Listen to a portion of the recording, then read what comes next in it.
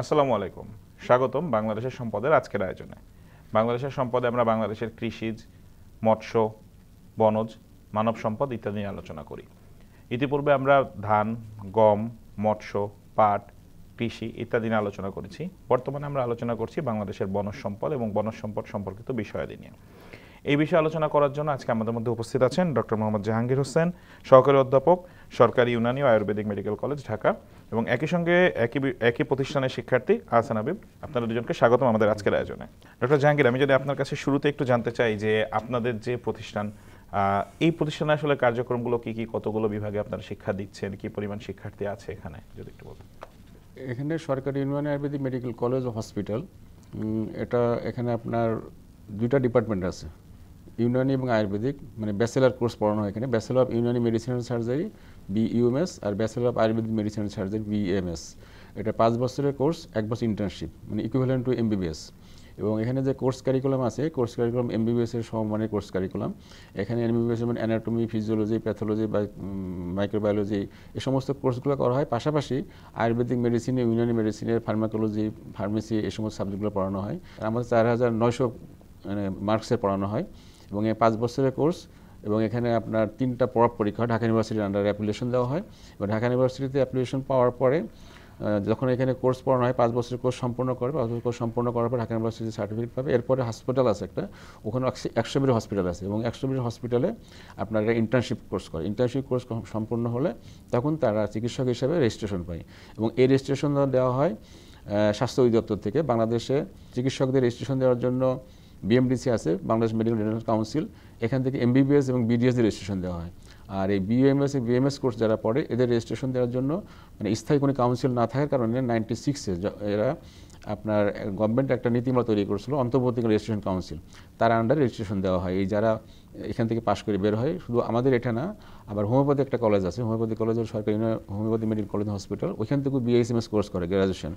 এই 3টা কোর্সেরই রেজিস্ট্রেশন দেওয়া হয় স্বাস্থ্য অধিদপ্তর থেকে। ইউনানিতে 25 জন, 25টা সিট, আর আয়ুর্বেদিক 25টা, মোট 50টা সিট, মানে প্রতি বছর পরীক্ষা হয়। এবং পরীক্ষাটা হয় এভাবে, MBBS যেভাবে পরীক্ষা হয় একইভাবে পরীক্ষা হয় এবং যারা GPA মিনিমাম 8 থাকা লাগবে। এবং এখানে MBBS যখন ভর্তি হয় আপনার সেন্ট্রাল মেডিকেল স্বাস্থ্য অধিদপ্তর থেকে, এখানেও ওইখান থেকে ভর্তি হয় এবং সার্কুলার হয়। সার্কুলার হওয়ার পরে গভর্নমেন্ট কলেজ আমাদের এই একটাই আছে। এখান থেকে আবার যারা বেসরকারি কলেজ আছে, যেমন আপনার হামদাদের ইউনিভার্সিটি ইনস্টিটিউট আছে, তারপর আরও 2টা বেসরকারি কলেজ আছে। গভর্নমেন্ট কলেজ থেকে মানে ভর্তির পরে এই 50 সিট ফিল আপ হওয়ার পরে বাকি যে সিট আছে, তখন বেসরকারি মেডিকেল কলেজ থেকে তারা আবার ওই MBBS এর বেসরকারি কলেজ যেভাবে হয় একইভাবে কোর্স কারিকুলাম করা হয় আর কি। ইউনানি আর আয়ুর্বেদিকের মূল পার্থক্যটা কি হয় আপনার? এখানে মূল পার্থক্য হলো ফিলোসফিক্যাল পার্থক্য আর কি। যেমন ইউনানি এটা হলো আসলে মুসলিম ফিলোসফি থেকে আসছে, ইউনান প্রদেশ থেকে। এটা ভাষাগত পার্থক্য আছে, কিছু থিম আছে, যেমন ওখানে বেশিরভাগ মুসলিম থিওরি। আর আয়ুর্বেদে আসতে হলো আপনার আয়ুর্বেদ, মানে ওটা একটা অথর্ব বেদ থেকে এটা মূলত হচ্ছে, ফিলোসফিটা বেদ এখান থেকে আসে। তারপরে কিছু পার্থক্য আছে আপনার, যেমন এখানে ত্রিদোষ ভিত্তিক মানে ট্রিটমেন্ট করা হয় বায়ুপিত্ত কফ দিয়ে, যেটা এটা হলো আমাদের শরীরের ইমব্যালেন্স যখন হয়ে যাবে তখন মানে এটাকে চিকিৎসা করানো হয়, এটা আয়ুর্বেদিক থেকে। আর এখানে আছে মেজাজ নির্ভর ট্রিটমেন্ট। তারপরে আপনার ওষুধের যে আছে, ওখানে কিছু ভাষাগত পার্থক্য আছে। এখানে যেমন সংস্কৃত ভাষা থেকে আসছে, ওখানে আপনার উর্দু ভাষা বা ইউনানি ভাষা থেকে আসছে আর কি, এরকম। আহসান হাবিব, আপনার কাছে যদি একটু আসি, যে আপনি যদি বলতেন আপনি এখন কোন ইয়ারে পড়াশোনা করছেন এবং আপনার যে প্রতিষ্ঠানে যেখানে পড়াশোনা করছেন সেটা নিয়ে আপনার অভিমত যদি জানতেন।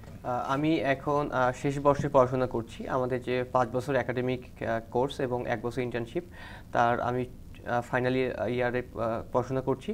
এবং আমার ক্যাম্পাস সম্পর্কে বলতে গেলে বাংলাদেশে যে ইউনানি এবং আয়ুর্বেদিকের ব্যাচেলর কোর্সের একমাত্র কলেজ এটি, এবং এটি 1989 সালে প্রতিষ্ঠিত হয় এবং তারপর থেকেই সুনামের সহিত আমার পাঠ্যক্রম পরিচালিত হচ্ছে। এখানে আমাদের MBBS টিচাররাও যেমন রয়েছেন, তার পাশাপাশি আমাদের শাস্ত্রীয় টিচাররাও রয়েছেন এবং সকলেই খুবই সুন্দরভাবে আমাদের পাঠদান করে আসতেছেন। বিগত সালগুলোতেও আমাদের ফলাফল সবসময়ই ভালো ছিল। আমরা যেহেতু ঢাকা বিশ্ববিদ্যালয়ে মেডিসিন ফ্যাকাল্টির অন্তর্ভুক্ত, এবং এই মেডিসিন ফ্যাকাল্টির অন্তর্ভুক্ত কিন্তু অন্যান্য মেডিকেল কলেজের স্টুডেন্টগুলো সবাই কিন্তু এক জায়গা থেকে আসে। তো দেখা যায় যে কম্পারেটিভলি আমরা অন্যান্য সকল মেডিকেলের কলেজের সাথেই আমরা কম্প্যারিজনের করেই আমরা আসলে আমাদের যে ফাইনাল চূড়ান্ত পেশাগত পরীক্ষাগুলো হয় সেগুলোতে আমরা উত্তীর্ণ হয়ে এখান থেকে পাশ করে বের হওয়ার সুযোগ পাচ্ছি এবং তারপর ইন্টার্নশিপ শেষ করে আমরা আমাদের পেশাগত জীবনে ফিরে যেতে পারছি। কি পরিমাণ ছাত্র আপনাদের এখানে বর্তমানে রয়েছে এবং আপনাদের অ্যালামনাই যারা আছেন তারা আসলে কোথায় কোথায় কর্মরত রয়েছে? এখন বর্তমানে আমাদের ক্যাম্পাসে 6টি ব্যাচ রয়েছে। হ্যাঁ, এই 6টি ব্যাচের প্রত্যেকটি ব্যাচেই 50 জন করে স্টুডেন্ট রয়েছে। তো সেই হিসেবে অলমোস্ট প্রায় 300+ শিক্ষার্থী রয়েছে এখানে এবং আমাদের ক্যাম্পাস থেকে এ যাবৎকালে 29টি ব্যাচ পাশ করে বের হয়ে গিয়েছে, ইন্টার্নশিপ পাশ করেছে অর্থাৎ। এবং আমরা যদি অ্যালামনাইয়ের কথা বলি, আমাদের বিশ্বের USA, কানাডা, জাপান, চীন, কাতার থেকে শুরু করে আরও অনেক কান্ট্রিতে আমাদের যে সিনিয়র বড় ভাইরা রয়েছেন তারা সেখানে চাকরিরত অবস্থায় রয়েছেন, অনেকে স্কলারশিপ নিয়ে বিদেশে পড়তে গিয়েছেন, অনেকে PhD করতে গিয়েছেন, অনেকে আবার পড়াশোনা শেষ করে আবার দেশে এসে বিভিন্ন জব ক্ষেত্রে তারা যুক্ত হয়েছেন।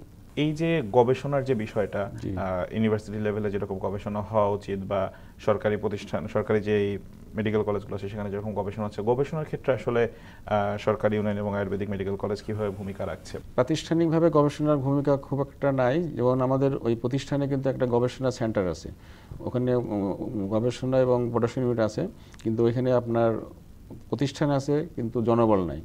জনবল না থাকার কারণে, বাজেট না থাকার কারণে ওইভাবে গবেষণা হয় না। তবে ইন্ডিভিজুয়ালি আমরা যারা টিচার আছি বা মানে তারা ইন্ডিভিজুয়ালি অনেক গবেষণা করেন।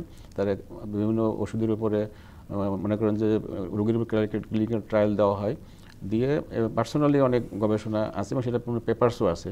কিন্তু প্রাতিষ্ঠানিকভাবে এটা মানে প্রতিষ্ঠান আছে, কিন্তু সেখানে যদি কোনো বাজেট পাওয়া যায়, জনবল দেওয়া যায়, তাহলে আমরা প্রাতিষ্ঠানিকভাবে করতে পারবো। যেমন ওই প্রোডাকশন ইউনিটের একটা লক্ষ্য ছিল স্বল্প মূল্যে ওষুধ তৈরি করে আমাদের যে হসপিটালটা আছে ওই হসপিটালে ওষুধ দেওয়ার কথা ছিল। এবং ওই হসপিটালই শুধু না, সারা বাংলাদেশে কিন্তু আমাদের প্রত্যেকটা মেডিকেল কলেজ হসপিটালে আমাদের একজন করে medical officer post already government create করে তারা কর্মরত আছে। ওই মেডিসিনগুলো যেমন বিভিন্ন কোম্পানিতে কেনা হয়, অনেক দাম বেশি পড়ে যায়। যদি আমরা এই প্রোডাকশন ইউনিট থেকে ওষুধ তৈরি করে ওদের দিতে পারতাম তাহলে অনেক স্বল্প মূল্যে অনেক মানে ভালো চিকিৎসা দেওয়া যেত। কিন্তু সেটা আমাদের জনবল এবং বাজেটের কারণে সম্ভব নয়। যে সরকারিভাবে যদি এই ধরনের এগুলো ফিল আপ করা হয় তাহলে হয়তো ওদের ভবিষ্যতে সম্ভব হবে আর কি। হাসান, আপনি যদি একটু বলতেন যে এই গবেষণা ক্ষেত্রে আসলে আপনাদের চিন্তাভাবনা কি, আপনারা গবেষণা কাজে কতটুকু জড়িত, আপনাদের অ্যালামনাই যারা ছিল তারা গবেষণা ক্ষেত্রে কীরকম ভূমিকা রাখছে বর্তমানে? BMDC হচ্ছে MBBS এবং BDS ডক্টরদের কাউন্সিল, তেমনইভাবে রয়েছে ফার্মাসি কাউন্সিল বা বার কাউন্সিল। বাট স্বাধীনতার এত বছর পরেও এখনও আসলে বাংলাদেশে ইউনানি এবং আয়ুর্বেদিকের যে আইন এবং কাউন্সিল হওয়ার কথা ছিল সেটা কিন্তু এখনও আসলে বাস্তবায়ন হয়নি। আপনি যদি পার্শ্ববর্তী দেশ ভারতের কথা বলেন, তাদের যে আইন এবং কাউন্সিল সেটা 1970 সালে হয়ে গিয়েছিল। বাংলাদেশে এটা এখনও কেন হয়নি আসলে এই বিষয়টা আমাদেরও অজানা। যার দরুন আমাদের যে পাশ করে যাওয়ার পর যে চিকিৎসকরা তারা আসলে পেশাগত জীবনে এবং গবেষণার ক্ষেত্রে, উচ্চশিক্ষায় এই ক্ষেত্রে কিছুটা তারা সমস্যার সম্মুখীন হচ্ছেন। এই জন্য আপনারা কোনো উদ্যোগ গ্রহণ করেছেন কিনা আপনাদের স্টুডেন্টদের দিক থেকে? আমরা আমাদের প্রিন্সিপালকে বলে আসতেছি এবং একাধিকবার স্বাস্থ্য অধিদপ্তরকেও বলা হয়েছে। সর্বশেষ 5 আগস্টের পর আমরাও গত জুলাই মাসেও আমরা এই বিষয়গুলো নিয়ে স্বাস্থ্য অধিদপ্তরে গিয়েছি, স্বাস্থ্য শিক্ষাতে গিয়েছি এবং আমরা সচিবালয় পর্যন্ত গিয়েছি যে আমাদের এই যে আমাদের যে নৈতিক অধিকার, যে আমাদের একটা আইনি কাঠামো থাকবে, আমাদের সেক্টরটা কীভাবে পরিচালিত হবে, এই যে নিয়মকানুনগুলো থাকবে এগুলোর জন্য দ্রুত করে দেওয়া হয়। তারা আমাদের আশ্বাস দিয়েছেন এ পর্যন্তই। এটার তবে কবে হবে না এই ধরনের কোনো নির্দিষ্ট সময়সীমা আসলে তারা কোনো বেঁধে দেয়নি। আপনাদের মেডিকেলে আপনারা ছাত্রের সংখ্যা কিরকম দেখতে পান বা আগ্রহী কিরকম? প্রতি বছর আপনারা বলেন 25 জন করে আপনারা নিচ্ছেন 2টি বিভাগে, তো অ্যাপ্লিকেশন কিরকম পড়ে, কি পরিমাণ শিক্ষার্থীদের মধ্যে আগ্রহ দেখতে পান? জি, এখানে অ্যাপ্লিকেশন অনেক পড়ে। যেমন আমাদের এখানে প্রায় রিটেনের 500-600 টেকে, তার মধ্যে আমাদের মাত্র 50 জন নেওয়া লাগে। তো 50 জন নিতে যে আপনার প্রথমে সিস্টেম হলো আপনার মেরিট লিস্টে যারা আসে ওদেরকে নেওয়া হয়, এরপর ওয়েটিং লিস্ট দেওয়া হয়, ওয়েটিং লিস্টের থেকে আসলে তারপরে ভর্তি হতে পারে। আগ্রহ আছে মোটামুটি, ভালোই ভর্তি হতে পারে। যারা ভর্তি হয় তারা সেম MBBS এর মতোই, মানে ওখানে যারা চান্স পায় না তারা হয়তো পরবর্তীতে এখানে এসে ভর্তি একই ধরনের ছাত্ররা ভর্তি হয় আর কি। আপনি যদি একটু বলতেন, আপনি আপনার স্টুডেন্ট পার্সপেক্টিভ থেকে অন্যান্য সরকারি মেডিকেল যেগুলো আছে তাদের সুযোগ সুবিধার তুলনায় আপনারা কতটুকু পাচ্ছেন এবং কি কি আশা রয়েছে আপনাদের? অন্যান্য মেডিকেল কলেজের তুলনায় এখানে বেশ কিছু সুবিধা কমতি রয়েছে। যদি আমি প্রথমেই বলি যে আমাদের যে একাডেমিক যে আমাদের একদম যদি আমি ক্লাসরুম থেকে শুরু করি, অবশ্যই আমাদের ক্লাসরুমগুলো আরও আপডেটেড হওয়া দরকার বলে আমি মনে করি, এবং অবশ্যই এখানে স্মার্ট ক্লাসরুম হওয়া উচিত। এবং এছাড়াও আমাদের যে ফার্স্ট ইয়ারেই অ্যানাটমিতে যে বোনস এবং যে ভিসেরা যেগুলো প্রয়োজন আসলে এগুলোর এখানে অপ্রতুলতা রয়েছে, এবং আমাদের যে ল্যাব রয়েছে ল্যাবগুলোতে যথেষ্ট যন্ত্রপাতি এবং রিয়াজেন্টের অভাব আমরা মাঝে মধ্যেই দেখতে পাই।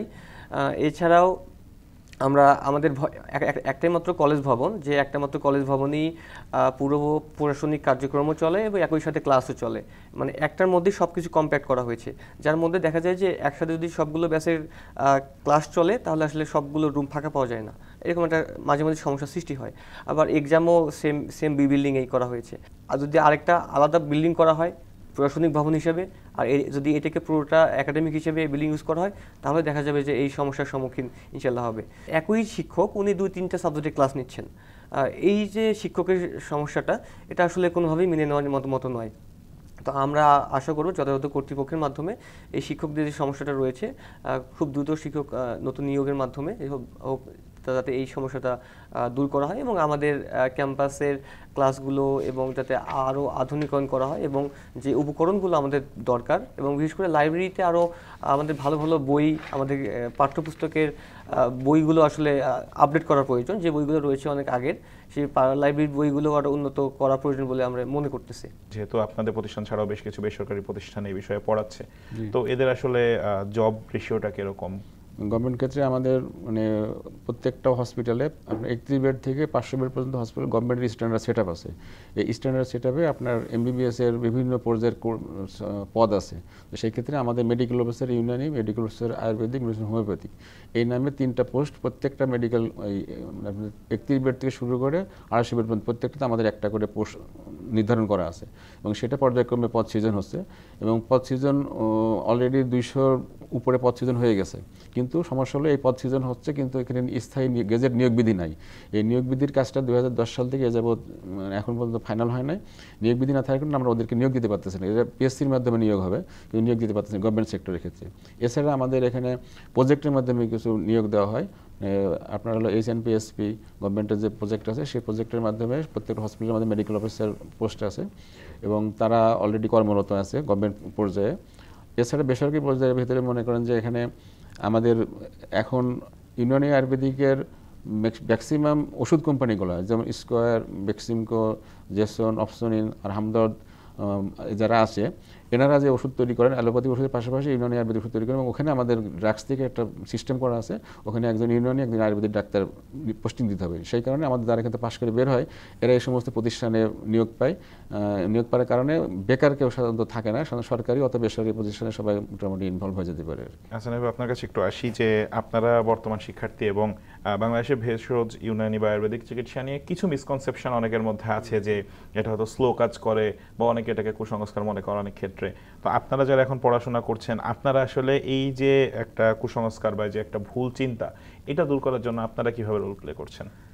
দেখুন, গত বছরের রিপোর্ট অনুযায়ী বাংলাদেশে প্রায় 82% অ্যান্টিবায়োটিক রেজিস্ট্যান্স হয়ে যাবে আগামী 2050 সালের মধ্যেই। যেভাবে অ্যান্টিবায়োটিক রেজিস্ট্যান্স চলতেছে, যদি এটা কন্টিনিউভাবে চলতে থাকে, তাহলে একটা পর্যায়ে গিয়ে এরকমটা দাঁড়াবে যে আমাদের শরীরে কোনো অ্যান্টিবায়োটিক কাজ করবে না, এবং অ্যান্টিবায়োটিক রেজিস্ট্যান্স হওয়ার কাহিনী আমরা সংবাদ মাধ্যমে প্রায় এখন হরহামেশে শুনতে পাচ্ছি। সেই জায়গা থেকে আমি বলতে চাই যে বাংলাদেশে অপর সম্ভাবনা শুধু বাংলাদেশেই নয়, পুরো ওয়ার্ল্ডেই এখন এই ন্যাচারাল সেক্টরে যে মেডিসিনের এটার প্রচুর ডিমান্ড, এবং এটার গ্রহণযোগ্যতা ক্রমেই বেড়ে চলেছে। যেটা মিথ যেটা বললেন যে আমাদের ওষুধগুলো নিয়ে মানুষের অনেক মিথ রয়েছে, এগুলো স্লো কাজ করে কিংবা হচ্ছে যে অনেক ক্ষেত্রে কাজ করে না। তো আসলে বিষয়টা এরকম না, বিষয়টা হচ্ছে আমাদের ট্রিটমেন্টটা হচ্ছে প্রিভেন্টিভ ট্রিটমেন্ট, যেটা হচ্ছে যে একটা প্লান্টস থেকে কোনো একটা ইনগ্রেডিয়েন্টসকে এক্সট্র্যাক্ট করে সেটা আমরা হিউম্যান বডির উপর অ্যাপ্লাই করা হয়। তো দেখা যাবে যে এক্ষেত্রে হয়তোবা প্রসিডিউরটা কিছুটা স্লো হতে পারে, বাট যেটা আপনার এটাকে যে দীর্ঘমেয়াদী ফলাফলের জন্য এই একটু সময় আমাদের আসলে ধৈর্য ধারণ করা উচিত। আমরা যখনই অ্যালোপ্যাথিক ওষুধ গ্রহণ করে থাকি দেখা যায় যে খুব ইমিডিয়েটলি কাজ করে এবং আমরা মনে করি যে হ্যাঁ যেটা আমি খাওয়ার সাথে সাথে আমি ভালো হয়ে গেলাম এটাই বুঝি আমার জন্য সেফ, আমার জন্য ভালো। কিন্তু আসলে এমনটা হওয়ার কারণে আসলে আমাদের শরীরের যে বিভিন্ন অঙ্গ প্রত্যঙ্গগুলো রয়েছে এগুলো আসলে ধীরে ধীরে খারাপ হতে শুরু করে। তো আমাদের সম্পর্কে বেশ কিছু মিথ রয়েছে, যেমন অনেকে ভাবে যে ইউনানি আয়ুর্বেদ মানে বুঝি শুধু সেক্সুয়াল ঔষধ। আমি যখন এই সেক্টরে আসার পর যখন বিষয়গুলো জানলাম বুঝলাম, তো বললাম যে না, এটা পুরো হিউম্যান বডির সমস্ত রোগের জন্যই ওষুধ রয়েছে আমাদের সেক্টরে। নাক কান থেকে শুরু করে, চোখ থেকে শুরু করে, পেটের সমস্যা শুরু করে, ডায়াবেটিস, উচ্চ রক্তচাপ শুরু করে, each and every points of ভিউতে সব প্রকার রোগেরই এখানে খুব সুন্দর ট্রিটমেন্ট এবং লাইফস্টাইল মডিফিকেশন সুন্দর নির্দেশনা দেওয়া রয়েছে। আমরা বলে থাকি যে ডায়াবেটিক্স একটা অটোইমিউনো ডিজিজ, যে ডায়াবেটিক্স কখনো ভালো হয় না, কিন্তু আমাদের আয়ুর্বেদ বলে যে ডায়াবেটিস অবশ্যই ভালো হয় ডিজিজ। ডায়াবেটিসের একমাত্র ওষুধই হচ্ছে আপনার লাইফস্টাইল মডিফিকেশন। আপনি লাইফস্টাইলটা চেঞ্জ করেন, আপনি আপনার খাদ্যাভ্যাসটা চেঞ্জ করেন, দেখবেন যে ডায়াবেটিস আপনার কোনোভাবেই আপনার শরীরে বাসা বাঁধতে পারবে না। এই যে আপনাদের যে শিক্ষা ব্যবস্থা এবং একই সঙ্গে ইউনানি আয়ুর্বেদিক যে চিকিৎসা ব্যবস্থা, এটাকে আসলে জনগণের সামনে তুলে ধরার জন্য সরকারিভাবে এবং আপনাদের দিক থেকে কোনো উদ্যোগ গ্রহণ করা হচ্ছে কিনা, যে এটাও আসলে মানে কোনো মিথ বা কোনো সুপারস্টিশন এরকম কিছু না, এটাও আসলে অন্যান্য চিকিৎসার মতো আপনি যেটা বলেন যে এটা পিওর সায়েন্স। তো এটাই আসলে জনগণকে উদ্বুদ্ধ করার জন্য আপনারা যেহেতু সরকারের সঙ্গে কাজ করছেন, তো আপনারা কোনো উদ্যোগ নিচ্ছেন কিনা? হ্যাঁ, এটা আমাদের উদ্যোগ অলরেডি নেওয়া হয়েছে। আমাদের কিছুক্ষণ আগে যেটা বললাম, আমাদের যে প্রজেক্ট আছে, অল্টারনেটিভ মেডিকেল কেয়ার নামে যে প্রজেক্ট আছে, সেই প্রজেক্টের আন্ডারে যেমন জনবল নিয়োগ করা হয়েছে, সেভাবে ম্যাল প্র্যাকটিস যেগুলো আছে এবং এই ওষুধটা জনগণের যে উপকার হয় সেটা প্রসারের জন্য আমাদের একটা বিসিসি কার্যক্রম আছে, বিহেভিয়ার চেঞ্জ কমিউনিকেশন কার্যক্রম আছে, যার মাধ্যমে বিভিন্ন পোস্টার, বিলবোর্ড এবং টিভিতে বিভিন্ন প্রোগ্রামের মাধ্যমে আমাদের এই প্রোগ্রামগুলো, জনসচেতনতা প্রোগ্রামগুলো করা হয়। এবং আমাদের সারা বাংলাদেশে 350-এর উপরে ডাক্তার নিয়োগ করা আছে এবং এদেরকে যদি রেভিনিউ স্থানান্তর করা হয় তাহলে এদের জব স্যাটিসফ্যাকশন যেমন বাড়বে, ঠিক একইভাবে আমাদের এই মানে ম্যাল প্র্যাকটিসে যেটা হচ্ছে সেটারও সমস্যার সমাধান হবে।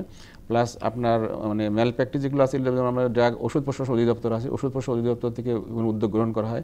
আমরা স্বাস্থ্য অধিদপ্তরের আমাদের যে কাউন্সিল আছে অবস্থা, সেখান থেকে উদ্যোগ গ্রহণ করা হয়, বিভিন্ন সময় পেপার পত্রিকা দেওয়া হয় এবং প্রচার করা হয় যে ম্যাল প্র্যাকটিস বন্ধ করার জন্য এই ধরনের অবস্থা করা হয়। এবং আমাদের গভর্নমেন্ট থেকে যে উদ্যোগ নেওয়া হয়েছে, মেন স্ট্রিমে আমাদের স্বাস্থ্য খাতে ইউনানি আয়ুর্বেদিক সেক্টরকে অলরেডি আনার জন্য গভর্নমেন্ট থেকে উদ্যোগ নেওয়া হয়েছে। অনেক শর্ট কোর্স করে বা অল্প কিছুদিন প্রশিক্ষণ নিয়ে আসলে দেখা যাচ্ছে প্র্যাকটিসে চলে আসছে এবং অনেক ক্ষেত্রে ভুল চিকিৎসা দিয়ে ফেলছে তারা। তো এগুলো রোধে আসলে কি কি কার্যক্রম আপনারা নিচ্ছেন? এই যে একটা কথা বললাম যে আমাদের বাংলাদেশে কোর্স আছে, ইউনানি আয়ুর্বেদিক ভিতরে 2টা কোর্স আছে, ব্যাচেলর কোর্স এবং ডিপ্লোমা কোর্স। যেটা ডিপ্লোমা কোর্স ডিএমএস এবং ডিএমএস, এটা হলো আপনার ইউনানি আয়ুর্বেদিক বোর্ড আছে, বোর্ড থেকে এটা প্রশিক্ষণ দেওয়া হয় এবং এখান থেকে কোর্স কার্যক্রম করা হয়। এটা হলো আপনার 4 বছর এবং 6 মাসের ইন্টার্নশিপ। আর যেটা ব্যাচেলর কোর্স ঢাকা ভার্সিটি দেওয়া হয়, এটা 5 বছর 1 বছর ইন্টার্নশিপ কোর্স করা হয়। এই 2টা কোর্সের বাইরে আসলে কোনো কোর্সের কিন্তু মানে সরকারিভাবে কোনো অনুমোদন নাই। বোর্ড থেকে কিছু শর্ট কোর্স করানো হয়, এছাড়া যেগুলো আছে সেগুলো আসলে মানে সরকারিভাবে কোনো প্রতিষ্ঠান থেকে অনুমোদিত না। এরা এনজিওর মাধ্যমে বা বিভিন্ন প্রতিষ্ঠান ব্যক্তিগতভাবে করে, কিন্তু এগুলা বন্ধ করতে হলে আপনার একটা আইনি কাঠামো লাগবে। যে আইনি কাঠামোর জন্য আমরা দীর্ঘদিন আন্দোলন করতেছি, সেই 96 সাল থেকে এ পর্যন্ত। যদি আমাদের কাউন্সিলটা হয়ে যায় তখন এই সমস্ত ম্যাল প্র্যাকটিসগুলো বন্ধ করা যাবে। আমি আপনার কাছে যদি আরেকবার আসি, যে আপনি এখন পড়াশোনা করছেন, আপনার সামনে আরও অনেকটা সময় পড়ে আছে, তো আগামী 5, 10 বা 15 বছর পরে বাংলাদেশে ইউনানি আয়ুর্বেদিক চিকিৎসা যে অবস্থান, এখন যে অবস্থা, সেটা থেকে আপনি কোন অবস্থানে দেখতে চান বা পরিবর্তনটা কি আশা করেন? আমরা আসলে চিকিৎসার জন্য হরহামেশাই ভারতে চলে যাই। আপনারা জানেন যে ভারতে আয়ুষ মন্ত্রণালয় রয়েছে, আয়ুষ ফর আয়ুর্বেদিক, ইউনানি, ইয়োগা, সিদ্ধা এবং হোমিওপ্যাথি।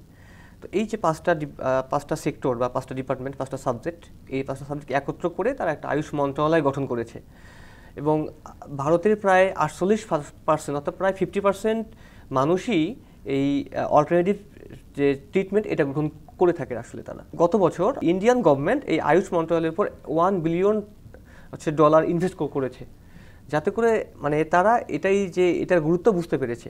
তারা আসলে চায় যে এটাকে স্বয়ংসম্পূর্ণ হতে, এই যে মেডিসিন যে একটা এই যে সেক্টরটাতে তারা আসলে স্বয়ংসম্পূর্ণ হতে চায়। এখন স্বয়ংসম্পূর্ণ হলে লাভটা আসলে কি? আপনি জানেন যে বাংলাদেশে যে অ্যালোপ্যাথিকে যে ফার্মাকোপিয়া চলে, সেটা কিন্তু চলে হলো, বাংলাদেশের কিন্তু অ্যালোপ্যাথিকের কোনো ফার্মাকোপিয়া নেই, সেটা কিন্তু চলে হচ্ছে আপনার ব্রিটিশ ফার্মাকোপিয়ায়। তো ব্রিটিশ ফার্মাকোপিয়ার যেসব ফর্মুলেশন রয়েছে সেগুলো হচ্ছে বাংলাদেশ যেহেতু একটা অনুন্নত দেশ ছিল, সেই পরিপ্রেক্ষিতে আমাদেরকে এটাই ব্যবহার করা ফ্রি করে দেওয়া হয়েছিল। কিন্তু যেহেতু বাংলাদেশ একটা মোটামুটি মাঝারি লেভেলের দেশ চলে আসছে, এই 2025 সালের পর কিন্তু এগুলো আর আমাদেরকে ফ্রি করে দেওয়া হবে না। আমাদের নিজস্ব দেশীয় যে চিকিৎসা এটার উপর যদি জোরদার করি, তাহলে এই যে প্লান্টসগুলো এগুলো কিন্তু আমি আমার দেশে উৎপাদন করতে পারি এবং সেখান থেকে আমি ওষুধ নিজেই তৈরি করতে পারি। তাহলে কিন্তু আমাকে আর বাইরের কোনো কান্ট্রির উপর নির্ভর করতে হতেছে না। এছাড়াও বর্তমান বিশ্বে যেভাবে যুদ্ধের কথা চলতেছে, কিংবা হচ্ছে যে স্নায়ুযুদ্ধ চলতেছে, এমনকি যে বাণিজ্য যুদ্ধ চলতেছে, সেখানেও আসলে এই ঔষধ শিল্প একটা বড় একটা ইম্প্যাক্ট ফেলতে পারবে। তার বড় নিদর্শন আমরা আসলে কোভিডের সময় দেখতে পেরেছি। এছাড়াও আমি যদি চাইনিজ ট্রেডিশনাল মেডিসিনের কথা বলি, TCM, সেই TCMও কিন্তু তারা অ্যালোপ্যাথিককে বাদ দিয়ে তাদের নিজস্ব ট্রেডিশনাল মেডিসিনকে অনেক বেশি গুরুত্ব দিচ্ছে, যাতে করে অন্য কোনো দেশের উপর এই তাদের মেডিসিন সিস্টেমকে বা হেলথ সিস্টেমকে অত বেশি নির্ভরশীল না করতে হয়। তো আমাদের বাংলাদেশেও এটার বহুত সম্ভাবনাময় রয়েছে। তো সরকারের উচিত যে হচ্ছে ইন্ডিয়ার আয়ুষ মন্ত্রণালয়ের মতো বাংলাদেশেও এরকম একটা মন্ত্রণালয় গঠন করা, যার মাধ্যমে দেশের মানুষের স্বাস্থ্যসেবা, দেশের মানুষের চিকিৎসা সেবাটা এই মন্ত্রণালয়ের মাধ্যমে, অর্থাৎ অল্টারনেটিভ সিস্টেমের মাধ্যমে নিশ্চিত করা যেতে পারে। এর ফলে আমরা প্রচুর বৈদেশিক মুদ্রা সেভ করতে পারবো, আমাদের দেশের সম্পদ দেশেই থাকবে, অর্থাৎ বাইরে থেকে আমাদের কোনো কিছু আমদানি করতে হবে না, এবং যার ফলে আমরা আমাদের যে অ্যালোপ্যাথিক যে সাইড ইফেক্ট বা রেজিস্ট্যান্সের কথা আমরা বলি, সেটা থেকেও দেশের মানুষ মুক্তি পেতে পারবে বলে বিশ্বাস করি আমরা। আপনি এই ব্যাপারে যদি আপনার মতামতটা শেয়ার করতেন, যে বাংলাদেশে আয়ুর্বেদিক বা ইউনানি চিকিৎসাকে আপনি আসলে কোথায় দেখতে চান, বা পরিকল্পনাগুলো? আমাদের প্রত্যেকটা হসপিটালে এবং সরকারি বেসরকারি পাবলিক প্রাইভেট পার্টনারশিপ হিসেবে আমি চাই এটাকে মানে গভর্নমেন্টের যে প্ল্যান আছে সেই প্ল্যানটাকে বাস্তবায়ন করার জন্য। যেমন আমরা দেখতে চাই এটা হলো BCS ক্যাডার হওয়া দরকার। যেমন এখন যে পোস্টগুলো নিয়োগ হয় এগুলো নন ক্যাডার হিসেবে নিয়োগ হয়, তো এই BCS ক্যাডারের মতো হওয়া দরকার। মানে অর্থাৎ MBBSটা যেভাবে যে ফ্যাসিলিটি পাচ্ছে এখানেও সেভাবে সমস্ত ফ্যাসিলিটি আসা দরকার বলে আমি মনে করি। এবং আমাদের স্বাস্থ্য অধিদপ্তর আছে, স্বাস্থ্য শিক্ষা অধিদপ্তর আছে, সেখানে আমরা 2টা সেল আছে আলাদা। আমরা চাই যে এই সেলগুলো ইউনানি আয়ুর্বেদিকের জন্য ইন্ডিভিজুয়াল হওয়া দরকার। তাহলে কি হবে, আপনার এই সেক্টরে যে উন্নয়নের যে কাজগুলো সেগুলো মানে ত্বরান্বিত হবে। পাশাপাশি আমার ছাত্র যেটা বললো যে ইন্ডিয়ার মতো আয়ুষ আলাদা একটা মন্ত্রণালয় হওয়া দরকার, সেটাও যদি হয় তাহলে সেটাও আমাদের জন্য ভালো হবে। আমরা এইভাবে দেখতে চাই আর কি। বাংলাদেশের এখন যারা তরুণ প্রজন্ম যারা আছে, বা আপনাদের জুনিয়র হিসেবে যাদেরকে পাচ্ছেন, তাদের মধ্যে আসলে এই বিষয়ে পড়াশোনার জন্য আগ্রহটা কতটা দেখতে পান? আমি যখন ক্যাম্পাসে 2019 সালে ভর্তি হই, যদি আমি 2019 সাল থেকে 2025 সাল কম্পারিজন করি, তাহলে আমি দেখতে পাই যে সেই সময়কাল থেকে বর্তমান সময়কালে এই নতুন প্রজন্মের মাঝে এই সেক্টর নিয়ে প্রচুর বেশি অনেক আগ্রহ। তারা এই সেক্টর সম্পর্কে অনেক বেশি জানতে চায় এবং এটা নিয়ে তারা গবেষণা বলি বা এটা নিয়ে তারা কাজ করতে ইচ্ছুক। হ্যাঁ, এছাড়াও ব্যক্তিগতভাবে আমি অনেক স্টুডেন্টের সাথেই এই বিষয়ে জড়িত। তো সেখানে দেখতে পাই যে তারা আসলে এই সিস্টেমকে নিয়ে অনেক দূর নিয়ে যাওয়ার জন্য তাদের মনে তীব্র যে ইচ্ছা, হ্যাঁ, সেই ইচ্ছাটাকে তারা পোষণ করে। বাংলাদেশ সরকারের যদি হস্তক্ষেপ থাকে এটাতে, যদি তাদের প্রপার প্ল্যানে যদি এটা আগায়, আশা করি যে আগামী 5 বছরের মধ্যেই দেশের স্বাস্থ্য সেক্টরে কমসে কম অ্যাটলিস্ট 30 থেকে 35% মানুষ এই AMC বা অল্টারনেটিভ মেডিসিন আওতায় আসবে বলে আমরা আসলে বিশ্বাস করি। অনেক ধন্যবাদ আপনাকে। আর জাহাঙ্গীর, আপনাকে অনেক ধন্যবাদ আমাদের সঙ্গে এতক্ষণ আলোচনা অংশ নেওয়ার জন্য এবং আপনার মূল্যবান মতামত দেওয়ার জন্য। দর্শক, এতক্ষণ আমরা কথা বলছিলাম আমাদের সরকারি ইউনানি এবং আয়ুর্বেদিক মেডিকেল কলেজ যেটা আছে সেখানের একজন শিক্ষক এবং শিক্ষার্থীর সঙ্গে। তাদের কাছ থেকে আমরা বনজ সম্পদ বা এই চিকিৎসা পদ্ধতি থেকে মূলত জানার চেষ্টা করলাম বাংলাদেশে আসলে এই যে শিক্ষা ব্যবস্থাটা আছে ইউনানি এবং আয়ুর্বেদিক, এই শিক্ষা ব্যবস্থার সুবিধা অসুবিধা কী কী আছে, কী কী সমস্যায় তারা ভুগছেন এবং ভবিষ্যৎ নিয়ে আসলে তাদের চিন্তাটা কী, এবং একই সঙ্গে তারা কী কী পরিকল্পনা করছেন, তাদের কী কী ঘাটতিগুলো রয়েছে সেগুলো নিয়ে তারা বললেন। আমি আশা করি সরকার এই বিষয়গুলোতে মনোযোগ দিবেন এবং এতদিন ধরে তাদের যে রেজিস্ট্রেশন সহ যাবতীয় সমস্যাগুলো আটকে রয়েছে সেগুলোর বিষয়েও সরকার মনোযোগ দিয়ে দ্রুত সলভ করে দিবেন। পরবর্তী পর্বগুলোতে আমরা বনজ সম্পদ কেন্দ্রিক আরও বিষয় নিয়ে আপনাদের সামনে হাজির হব। ততদিন পর্যন্ত আমাদের সঙ্গে থাকবেন। সবাইকে অনেক ধন্যবাদ।